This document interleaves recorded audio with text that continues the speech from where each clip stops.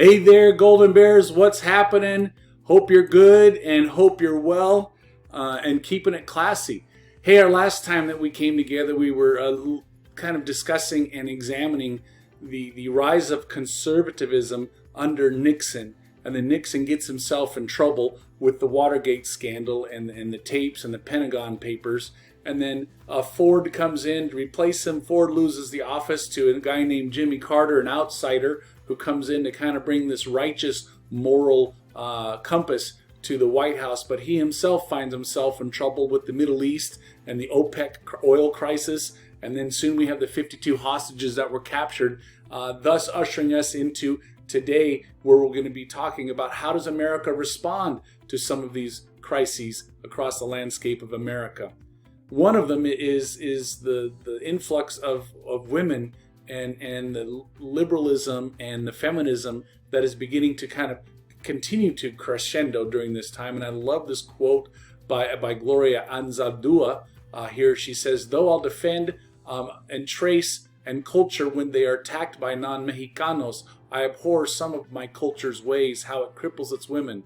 Our strengths used against us, lowly women bearing humility with dignity." We're going to learn specifically from 2 or 3 strong women voices about how they're standing up against the patriarchal culture of this time. One thing that you might want to consider looking at is what are some of the 3 or 4 key aspects of the conservative movement that will usher us into talking about Ronald Reagan in the subsequent time period 9 that we'll look at here shortly.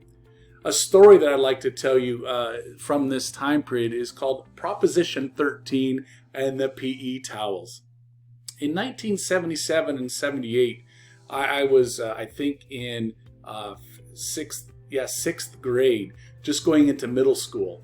And, and one thing that made us nervous is we left our 5th grade schools where we knew everybody, going into the middle school where you had 4 different elementary schools coming into one there at Acacia. Another thing that made us nervous is, what? You don't have 3 or 4 playtimes throughout the day? A third thing that kind of concerned us was this one thing called PE, where we actually had to dress out and change into our, from our street clothes into our PE clothes. And we always heard from the older kids that you actually had to shower in public. Well, not outdoors in public, but in the shower rooms. And so every young man, every young woman is like petrified of PE because it doesn't work that way these days. I don't know why they don't do this.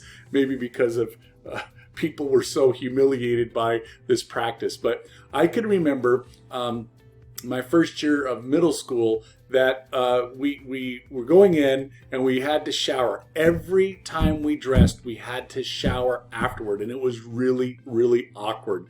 Stripping down, you had to walk into the shower, and there the PE coaches were there watching to make sure that you showered. If you were not wet leaving like the shower area, they made you go back in there. So it was just, here we were, all a bunch of boys wondering, oh my gosh, just the awkwardness. You can imagine the awkwardness. What made it even more awkward is that there was a guy, Ed, who was one of the PE coaches, and he had to hand us our towels, but they weren't towels.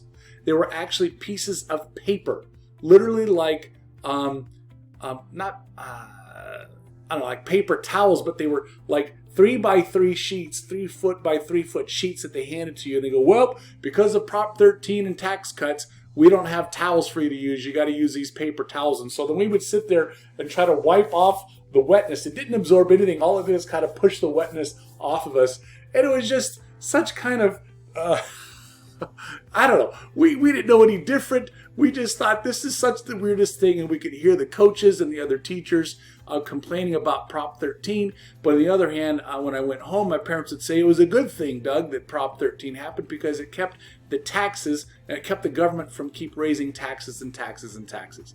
So I tell you that story both of the awkwardness of PE, but the second thing of when it required the school district to save money, one of their first things that they did is they stopped the towel service and they forced us in the awkwardness of our life to have to use paper towels to dry off. So you didn't have it so tough, I got to tell you, compared to what we did growing up.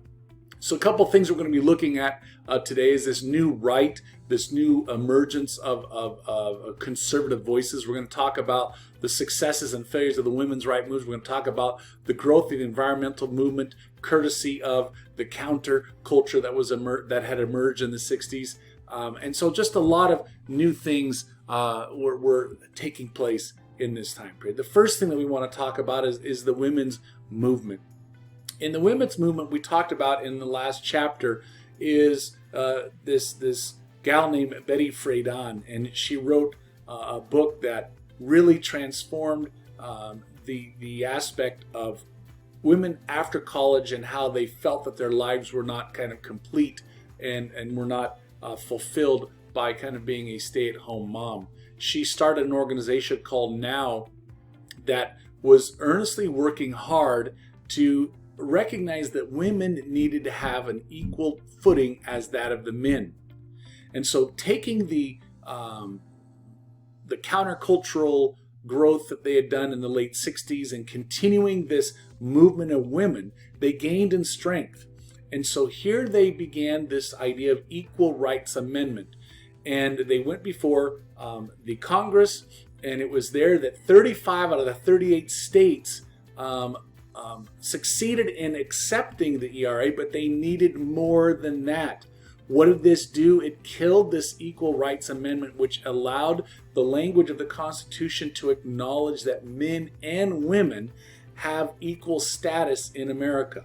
Sadly, I'm here to tell you that this ERA still has not been passed. There was recently 3 states that did. Tennessee was the most recent, literally just like 2 years ago in 2016 or 2017. Well, my math might be off a little bit. But then there were other states that have rescinded their ratification of this ERA movement. How is it that America in our modern times isn't giving women equal rights footing is still disturbing to me. But this is the difficulty of changing the Constitution. We need to ratify that many states agreeing to these principles. During this time, there's 2 names. You had Friedan and the NOW movement. And then the opposite, you have this Phyllis Schlafly, a Harvard-trained young woman who had a master's degree, who ran for Congress twice. And she had this organization called the Stop the ERA. And what was her big challenge to it is she felt that, you know what, these arguments for women to having their rights to be heard and free, she argued, was going to damage society and was going to hurt the family. And in fact, she says, you know what, we're going to have restrooms that will be unisex. We're going to have no differences between the women if this ERA is passed. And so, ironically and interestingly, it wasn't a man speaking out against the rights of the ERA. It was other women who were speaking out against this during that time. So here you see Jimmy Carter actually extending the opportunity for the ERA to get, I think, 6 more years to ratify it. But you can see that it was very, very challenging back in 1982. If you look here on this map, a good percentage of the states had ratified it. But look what happened in 2017. Boom, Nevada finally jumps on board. Illinois finally jumps on board. But what then happened? Tennessee and one other state, I'm drawing a blank on it, backed out of it, and therefore it creates a imbalance of that. Look at the states that have still not ratified the ERA. Arizona and Utah. Doesn't kind of surprise me. Some of the southern states, doesn't surprise me. This kind of gives you a sense of where our culture and our society is, especially within the role of the women in this situation. So moving on, one thing good that came out of this women's movement was that of Title IX. In 1972, Carter signed this Educational Amendments Act that essentially said, colleges, if you're getting any sort of federal funding, you have to give access to women. And this was a unique program that still to this day has been an incredible balancing. And how it essentially works is that you have Title IX, let's say funding for football, male football, has to be able to fund female volleyball. And if you get rid of one sport, you've stopped the funding for the other formula. So it's really important that the Title IX created a balance of how some of the male sports pay for the female sports. And what does this create?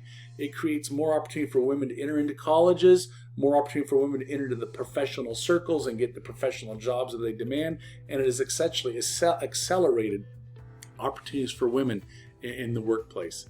During this time, if you remember, that Carter, and leading back to other Democrats, we had President Kennedy, and we had President Johnson trying to start and establish these committees for women.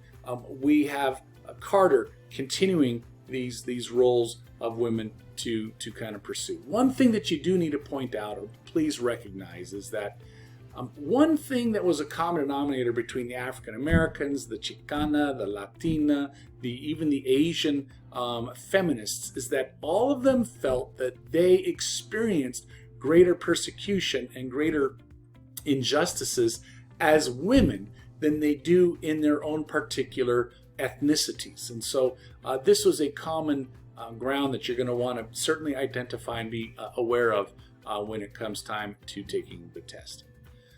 There is a thing that I'll do in class here that looks at the women's movement from 40 to 75 that was done in 2006. So that's another thing that we will look at in class. Number 2, there's a woman named Rachel Carson who in 62 wrote this book called Silent Spring that talked about this chemical called DDT that was sprayed to reduce, it was made by DuPont, and it was a chemical that was heralded as the most advanced technological, advancement within the farming industry. What did it do? It was killing all sorts of pesticides, thus enabling an expansion of good quality foods. And then they took this DDT all over the globe and used this, and it brought about a green revolution within the varying countries. And when the green revolution happened, that enabled Ethiopia and other African countries to no longer have those famines because the pestilence were taken away.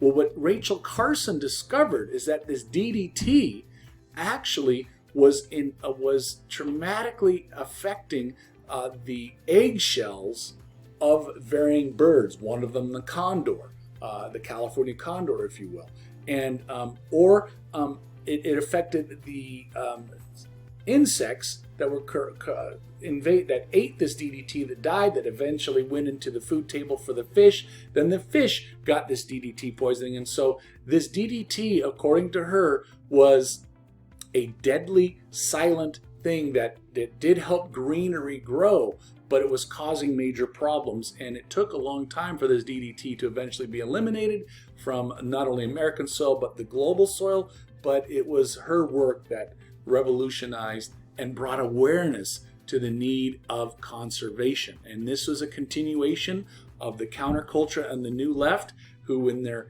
college years are now aging and recognizing that they want to be participatory in protecting the earth. Here you see on the top, the Earth Day in 1970 kicks off during this time as well, as a result of these environmentalists that are emerging during this time.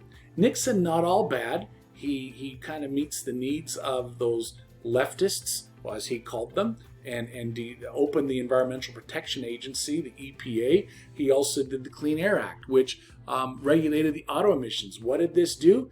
During this time, many Americans in the last, in the late 60s, early 70s, one of their biggest issues was pollution, and that our Earth wouldn't exist, if it continued to be on this collision course of treating various,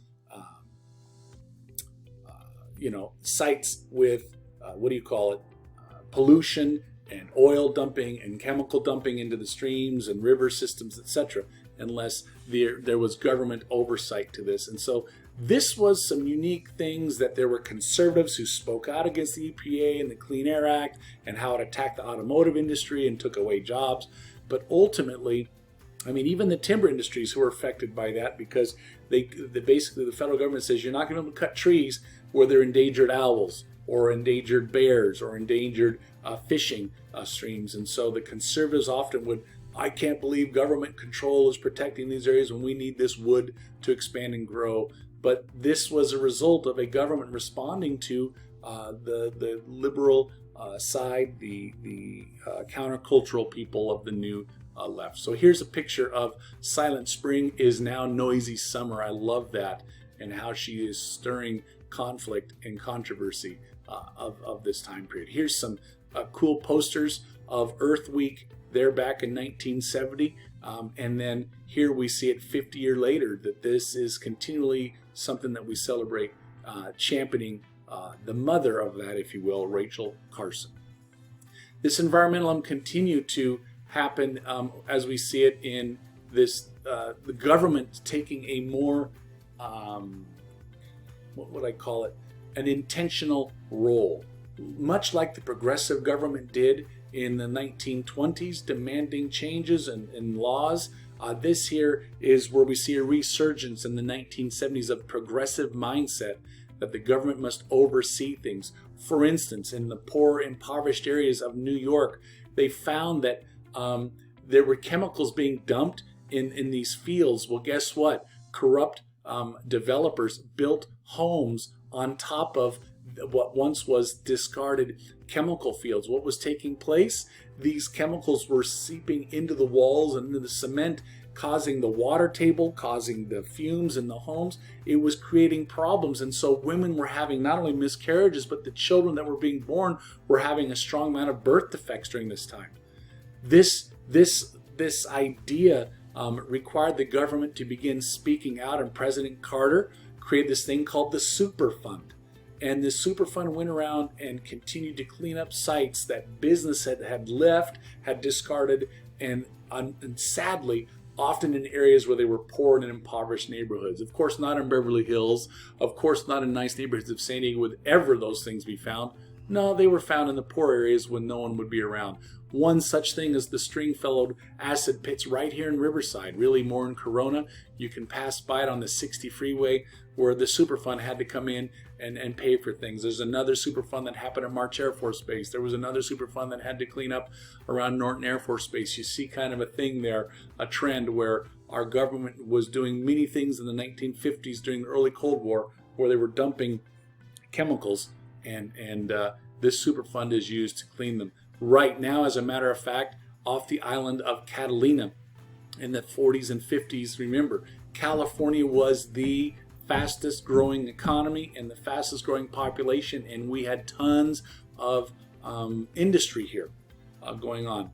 What were they doing with the chemicals, sadly? Well, they were paying a company to take these chemicals in drums, and were supposed to take them out to the desert and bury them in these cement-lined and lead-lined areas. Guess what this corrupt business was doing? They were pocketing the difference, and they were going out, loading them onto boats and taking them out off the coast of Long Beach and dumping them between Long Beach and the islands out there off of Long Beach, Catalina. Sad. They're discovering these things, and they've been oozing and eking into the ocean for the past 60 years in that. Maybe not a good idea to be eating fish off the coast of California in and of itself. Okay, so here's an example, of Love Canal. On the right-hand side, you see this child there. Please help me as photographers come by to kind of say, enough is enough. Poor people should not have to face the burden of this sickness just because of corrupt business practices. And there on the left-hand side is look at the dumping of the chemicals that are laid in water that are then put in the streams below. Without the government's awareness and without the environmentalist awareness of the late 60s and the early 70s of the counterculture and the new left, there probably wouldn't have been any changes in demands from the federal government to look into such things. Here's a picture. It's called In Everyone's Backyard, talking about the Love Canal, but also there's this thing called 3 Mile Island in Harrisburg, Pennsylvania. And it was here that this nuclear reactor had a valve that was accidentally stuck open. And essentially this nuclear reactor almost exploded. And it was turned into a couple movies and a very compelling story as to, is nuclear energy really a way for America to get away from the use of oil during this time? And so it's a big for a very interesting conversation still in today's terms. For instance, Bill Gates says nuclear energy is still the most efficient and safest, purest form of energy. Over wind, over, did I say cheapest too? Yeah, over wind, over solar, over geothermal. He is a staunch advocate of the use of the nuclear energy. Are they going to come up with new forms of this? It'll be interesting to see what takes place in the years ahead. But a great question for you to kind of consider is, how would John Muir in the progressive era, what would he think about this as a conservationist versus a Teddy Roosevelt, for instance? What would Teddy think about the use of nuclear energy in order to provide the resources that America needed to continue their factories to keep open? The third thing that we're going to talk about is this rise of this new form of conservatism. And what the conservatism is think of this as a ebb and flow of a tide, okay, like the certain waves coming in, okay? And so when you watch at the ocean how the wave comes crashing in, think of that as the new left. In the early 60s and into the late 60s, this tide was coming in, and then it's crashing, and then here you have, as it hits the shore, you then have Nixon sitting there. But as it goes backward into this, you feel an undertow. And what is this next wave that's going to build? That's going to be Reagan, and that's going to be this new conservative who are upset and frustrated over all of these resentments of a government that has grown uncontrollable, taxes that are taxing the rich of almost 70%. The normal Joe is paying close to 30%. Well, mind you, Europe was still paying more at the time for their taxes, but Americans don't like to pay their taxes. And so they wanted to reduce quite a few things. And so this new conservative thing continued to say, well, not really communism is our big deal to worry about, but certainly runaway government spending. We need to make sure that we give back to the wealthy so that way the supply side economics can work to create new jobs. We believe that those Great Society programs that Lyndon Baines Johnson had created actually were not effective, were not working. One thing that they felt that the affirmative action program was giving an unfair benefit to blacks or Hispanics or Asian people, and so they loved to kind of come up with reasons as to what was wrong with what the left had done under Kennedy and Johnson and Carter and Ford. Now with Nixon in, and he gets booted out, so that caused a Republican mindset to kind of be questioned. But there's going to be a new pushback, and this new pushback is going to be called the New Right, from the Bible Belt to the Sun Belt, they like to call themselves. So what else can we say about them? Well, this idea of supply side economics is really challenging this idea of what Galbraith, John Kenneth Galbraith argued for, and that's what Johnson and Kennedy had put into place, where you should use monetary policy and tax cuts and devaluation to kind of this idea of quantitative easing. This is still something that Obama had used after 2008 to kind of help things. This is called demand side. Well, they believe in a supply side, and we're going to call this Reaganomics. We're going to not learn about that yet. That'll be in the next time period. But they believe that let's keep things privatization. Let's let the churches handle the homeless. Let's let private industries take care of health care, or private industries take care of the day camp for mothers, etc. They believe in reducing taxes. They believe in reducing the power of the trade unions, okay? So this supply side economics was, let's just let the money trickle to where it needs to go trickle. Don't let the government determine that. And so I love this cartoon. Here's Lucy, she's the trickster. And here's Charlie, who's always duped into believing she's never ever going to trick him. And here's what she says. If you cut taxes on the rich, they'll invest that money and create jobs for everyone. And then, right, Charlie? And then here he's to go kick. What do you think she's going to do? She's going to move the ball away and kind of, take on the next level of things. Well, this new forms of conservatism is basically going to be called Reaganites. And Ronald Reagan is going to emerge soon on the scene, and he's going to champion many of these ideas and mindsets. I'm not going to spend a lot of time on him because I'll save him for the next time period, but I need you to understand that there is a growing Christian group of people from the Sun Belt to the Bible Belt that are basically emerging in the South and also in the Sun Belt and in California that have a strong sense to push against this liberal creed, this liberal mindset that the counterculture in the late 60s and most of the 70s had. And what is it they oppose? The abortion, the gay rights, sex education. They oppose the idea of Charles Darwin and being taught in school. They criticize the Supreme Court for banning public prayer in schools.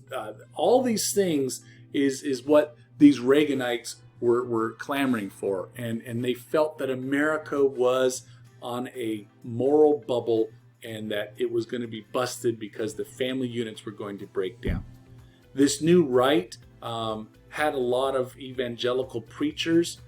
Some of them was like Pat Roberts, who used his preaching and his Christianity to also politicize the messages and saying it's time for Christians to get involved with politics. And so they use this to spread their message. And there's one other guy named Jerry Falwell who called this thing called the moral majority, who organized his Christ followers, his believers, to recognize that we need to support family values because both government and the government practices up to this point are not following what we believe is the biblical mandate. And so I love these cartoons here of how they're declaring who's bad and who's good. And here you have this Jerry Falwell character here talking to the religious right. And this is what the new Jesus would be and looking like here. You know, not the one that came to heal, the one who came to serve, the one who was willing to give of his life to the poor. But here you have it where he's carrying a gun and I'm not going to go too far into that. You make your own interpretations of that. But that is the mindset of what this religious right was trying to espouse during this time. Why? Remember the wave I'm talking about. This new wave is coming in, and this wave is going to try and engulf and take over the Johnson and the Kennedy experiment of the Great Society. And this new wave of conservatism is going to try and crush those ideas and those underpinnings of the counterculture and the left movement that was there during that time. So to conclude, we need to recognize in the early 70s there were a lot of cultural changes that were a continuation of the 60s, and because of that there was a new group of people in Orange County, to the south of the Sun Belt, who spoke out against it, who were concerned because of family values. We see growth of environmentalists we hadn't seen unlike since the progressive era. And we see that there is this conservative movement that is beginning to revolt against the high taxes and the programs that many of the governments were creating during that time. So in that, I conclude, keep it classy, Golden Bears. You rock, and we'll be seeing you next time.